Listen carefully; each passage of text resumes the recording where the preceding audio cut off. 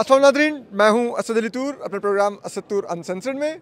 आज supreme court में जो ये आइनी तरमीम जो प्रपोज़ की गई है वो मुस्तफ़ा नवाज़ खोखर साहब ने चैलेंज कर रखी थी कि जिस अंदाज़ में ये अब पेश होने जा रही है, ना कोई इस पर मुशावरत हो रही है, ना कोई डिबेट हो रही है, ना कोई डिस्कशन हो रही है, तो उस पर मुस्तफ़ा नवाज़ खोखर साहब की पिटीशन पर आज जो एतराज़ात लगे हुए थे वो chief justice Aamir Farooq Islamabad high court के उन्होंने ओवर रूल कर दिए, इनके ख़त्म कर दिए और कल के लिए फ़िक्स कर दिए। लेकिन हम मुस्तफ़ा नवाज़ खोखर साहब से पूछते हैं, मुस्तफ़ा साहब क्या ऐसा आप लोगों को, मतलब ये तो पार्लिमान का इख्तियार है, वो करे जो मर्ज़ी लेजिस्लेट, तो आप लोगों को किस बात का एतराज़ है?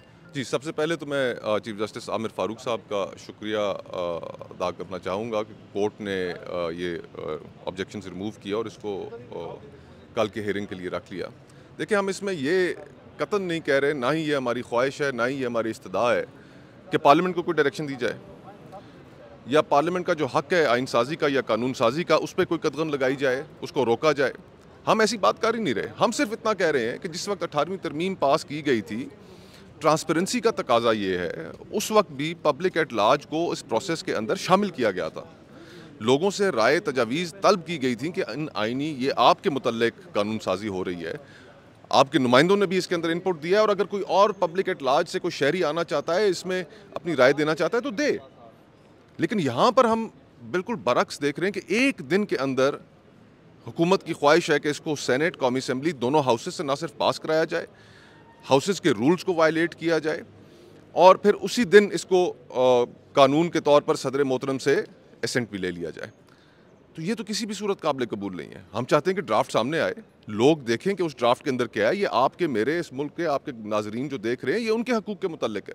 सबको पता होना चाहिए कि ये क्या हो रहा है और कोई राय देना चाहे तो उसको राय देने की इजाज़त होनी चाहिए। ये हमारी मुकम्मल इस्तदा है, छोटी सी इस्तदा है। और माजरत के साथ आपकी इस्तदा बिल्कुल जायज़ है, लेकिन जिस हुकूमत को खुद उन्होंने हफ्ते को टेबल करना था, जुमे की शाम को वज़ीर कानून को मुसवदा मिलता हो, वो आप 18वीं तरमीम के साथ कंपैरिजन कर रहे हैं। लेकिन वो पार्लियामान में ड्राफ्ट हुई थी, वो रज़ा रब्बानी साहब की वो कमेटी थी, वो सारी मुशावरत करते, सारी सियासी जमातों की नुमाइंदगी थी।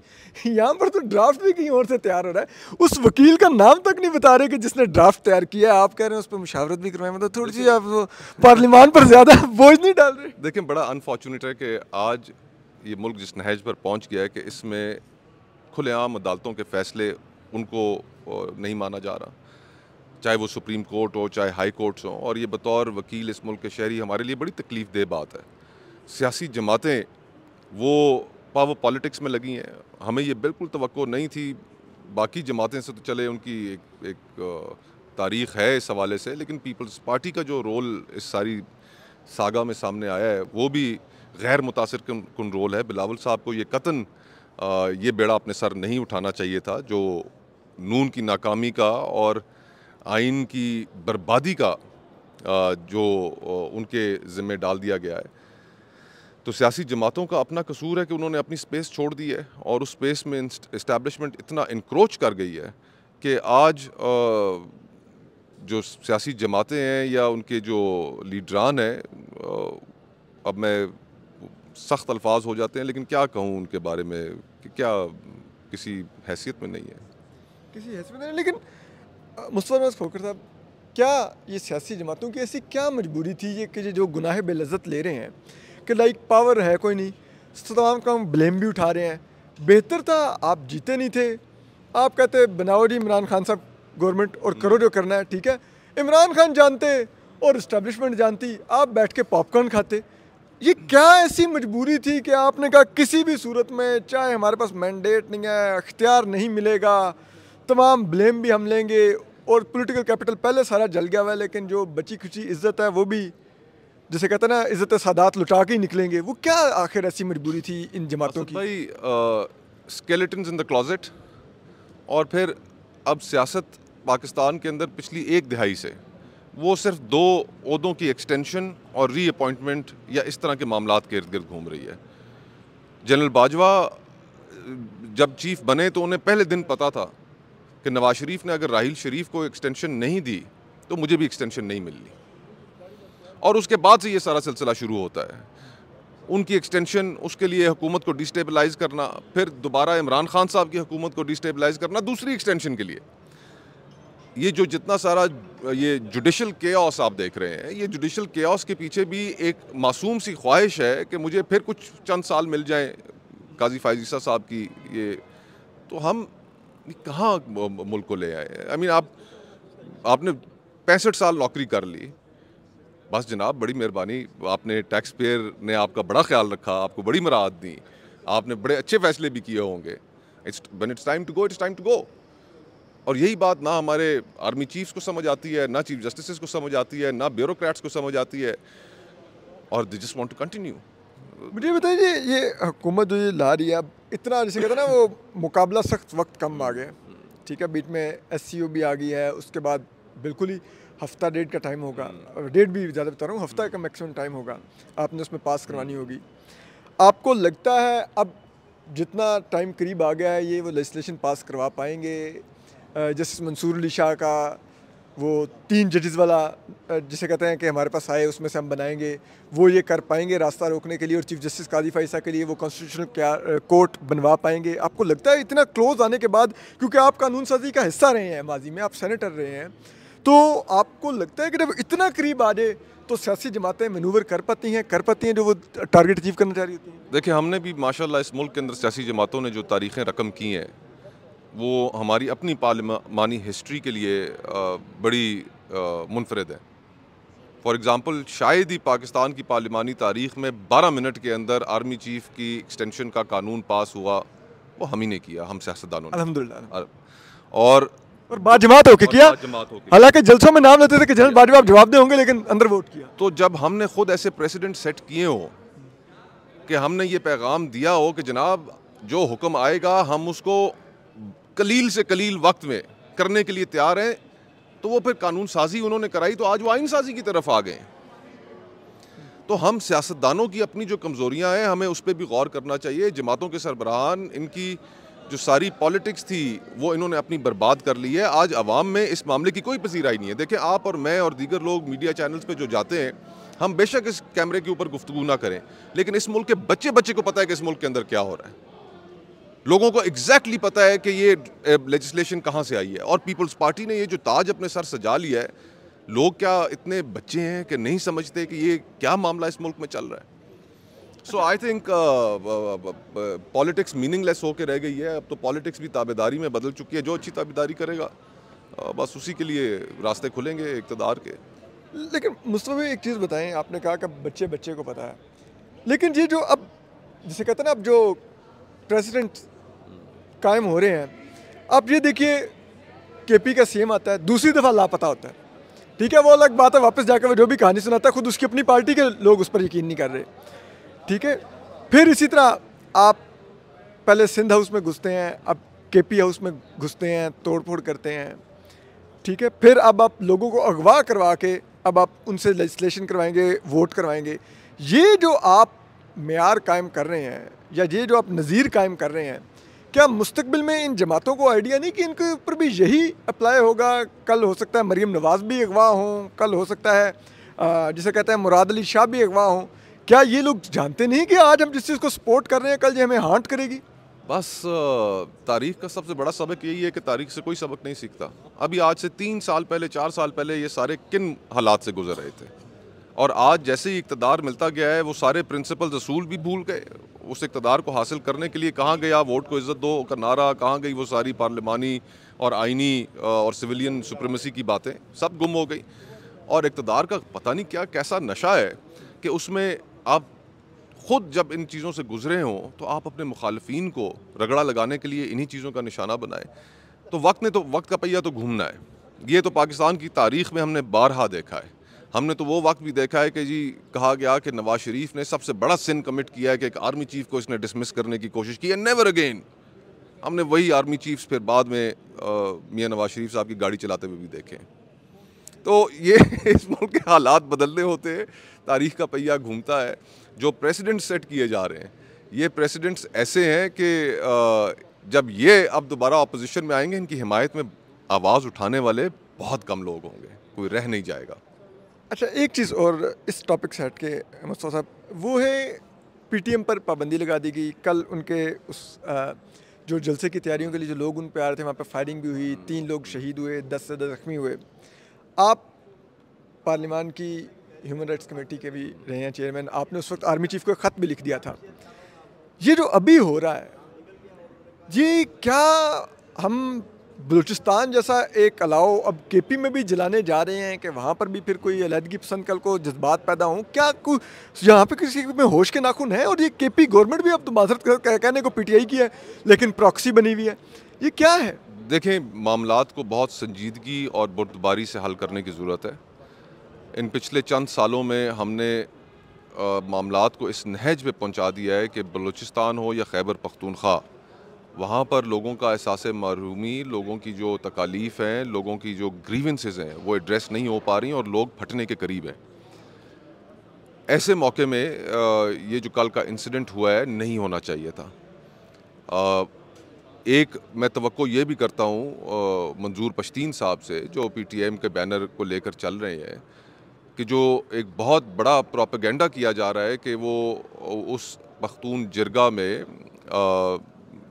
एक तजवीज़ रखेंगे लोगों के सामने कि ये फ़ैसला किया जाए कि क्या पाकिस्तान के साथ रहना है या नहीं रहना। इसकी नफ़ी करें, जितनी जल्द अज जल्द वो इसकी नफ़ी कर सकते हैं उनको ये करनी चाहिए, ताकि ये प्रोपेगेंडा ज़ायल हो। हम सब लोग इस मुल्क के अंदर आईनी और कानूनी और अपनी रियासत के दायरे के अंदर रहते हुए अपनी जिद्दोजहद करना चाहते हैं। इस्टेब्लिशमेंट को हम इसी उसमें धकेलना चाहते हैं पीछे कि जी सियासत जो है वो सियासतदानों का काम है। आपका आईनी एक कॉन्स्टिट्यूशनल रोल है इस मुल्क के दिफा के हद तक, आप वहाँ तक रहें, और ये हम कोई गैर आईनी बात नहीं कर रहे। बिल्कुल।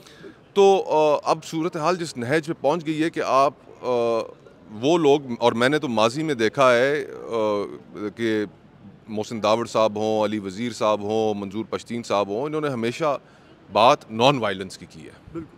इन्होंने आइन के अंदर रहते हुए अपने हकूक़ की बात की है।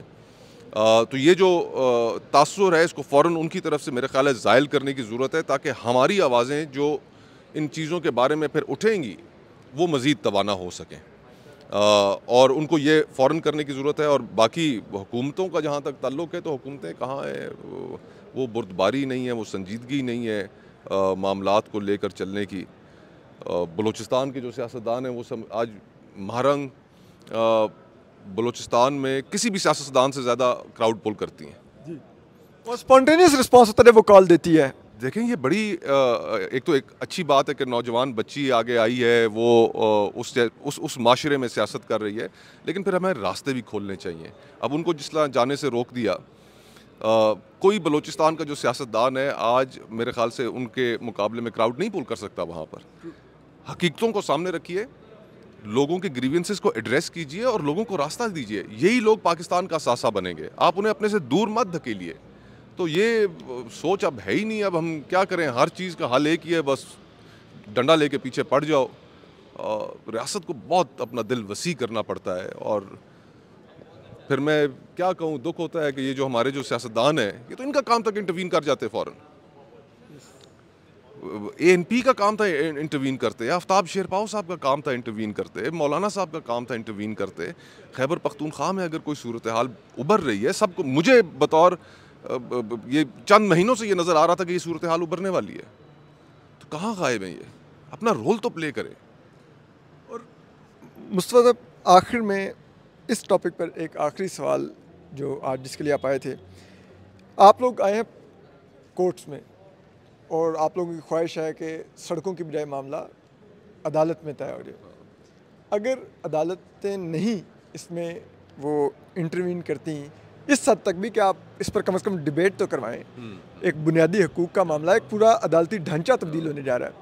अगर अदालतें नहीं इसमें मुदाखलत करती हैं, जैसा कि लाहौर हाई कोर्ट की चीफ जस्टिस ने कहा कि पार्लियामान के मामले में क्यों मुदाखलत करें, तो क्या आप समझते हैं कि फिर कोई लॉयर्स मूवमेंट शुरू होगी और वो उसी तरह की बड़ी लॉयर्स मूवमेंट होगी जैसी अदलिया बहाली के लिए इफ्तिखार चौधरी के लिए शुरू हुई थी?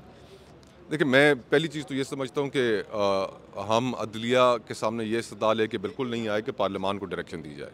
हमारा सिर्फ इतनी सी इस्तदा है कि इसको ट्रांसपेरेंट किया जाए और आवाम को पार्टिसिपेशन का इसके अंदर राय देने का हक दिया जाए।